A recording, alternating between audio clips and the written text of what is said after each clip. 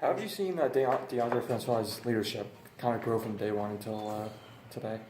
Through the roof. I mean, he's always on the sideline telling us we need more energy. We need to have more energy on the field, do our jobs and things like that. And, not only being vocal, but, he has been taking some hits lately, and that's on the offensive line. But to see him get up and still come out there the next job and make his plays and things like that, that makes him a great leader as well.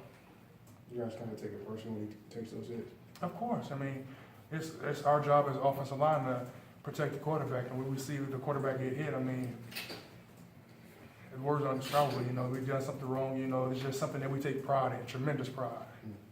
Frustrating when some of those come in a little bit late and you feel like you've done your job and he's still getting it. I mean, how do you handle that? We don't even want him to get hit at all. I mean, we just try to hold our blocks for 6, 7 seconds, 15 if he needs 15 seconds. It's just something we really take pride in, not letting him get hit at all. Brock Rugel's emergence, I guess, what has that done for you guys as a line? What can you say about what he's done well this year? He's done well, starting out with Rick Leonard as an Ole Miss game, and then him having come in to start the last few games. He's been working hard and practicing, wanting a spot, but nothing really changed at all. The same, we win games with Rick, and we win games with Brock, just whoever we have back there is good enough to play no matter who Coach Trigger puts in.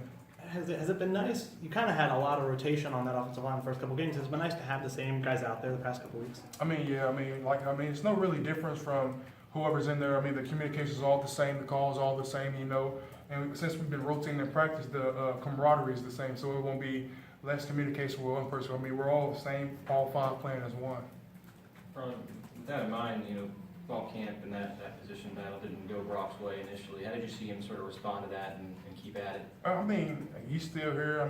He's keep fighting. And like I said in camp back then, those two were always helping each other out, always watching film, always correcting each other's mistakes, pushing each other and fighting for the spot. And that's what ultimately made them both better players, And they're both still fighting for the spot, and the best man's going to win. And they're going to keep rotating if necessary. People had said previously that the short yardage stuff was something you wanted to work on coming off of last year. Mm-hmm. Can you tell a difference? Are you guys being more successful there? And if so, I guess, what is working? I think we have been successful converting our third down, short yardage as a goal line based off last year. And it's all started in the fall camp this year. You really harped on moving the chains and putting points on the board, short yardage and goal line. And it all came down to pride and grit of the offensive line. Nobody else can move the chains, but no wide receivers or running backs, just us. So it all came down to how physical we were on the line and just moving the line of scrimmage, and that's what we do. And you mentioned pride, grit, that kind of stuff. When that starts happening for you guys and you have some early success doing that, what does that do to build? And then conversely, what do you see that do to the defensive line when you kind of wear them down a little bit? For us, it builds confidence. Instead of being 4th and 1, now we're 1st and 10. We get another chance to move the chains again and put points on the board, And then the defense is praying for a shutdown on third down and 1, make a 4th down and 1. But we move the chains, so they kind of lowers their confidence and have to make them another play call. So it's kind of good on bad for both of them, but it's pretty good for us. Jimbo dialed up a couple quarterback sneaks against Miami as an offensive lineman. Is that bread and butter? And is that what you want? If he trusts us going wedge blocking, and we got the both first downs, and I think we did pretty good. We lowered our hats and moved the pocket pretty good to get those first downs. We got the job done. How you kind of keep the intensity for this next week? You being a leader for this offensive line, how you kind of keep that same high pitch, against a Miami team? Of course, you're going to be pretty hyped, but how you kind of keep that going forward to homecoming and going to? Just coming off of Miami, in the locker room, we already talked about it. We can only go higher from here. We got to keep getting better, 2% better every day in practice is what we strive for. And just because Wake Forest and Miami, we're not going to rest or anything like that, take it easy or bring down our mentality or things like that. We're always going to be sharp and crisp in the way precision and the way we practice and things like that.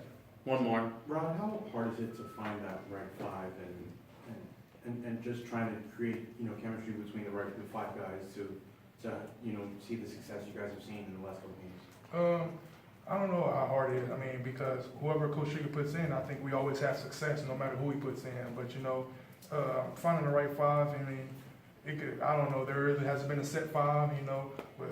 We had 5 last week and we win the game, and we have different 5 this week, and we would probably still win the game because It all comes down to same five. Just the communication is always going to be the same. The camaraderie is going to be the same, and ultimately comes down, we always getting the same culture from the same coach tricking. So it really is no set five. Ron, one more. You guys, you've been blocking for Dowling for a long time. Do you still ever look, when you're watching film, see him do something, even not even the long runs, but just the way he gets extra yards here and there? I mean, Does he still impress you? Yeah, I mean, I remember the Miami game, he broke some tackles, got a long run. That still has impressed me, and it always impressed me when he lowers his shoulder and get first down on 31, getting 2 or 3 extra yards. You know, for a back for his size, he's always running downhill. I mean, like I said, why you running so hard? You say he already in his backfield, he already got his mind made up that he's going to move the ball and run the chains and score points. And I really see that, and I really believe it. All right, thanks, Ryan.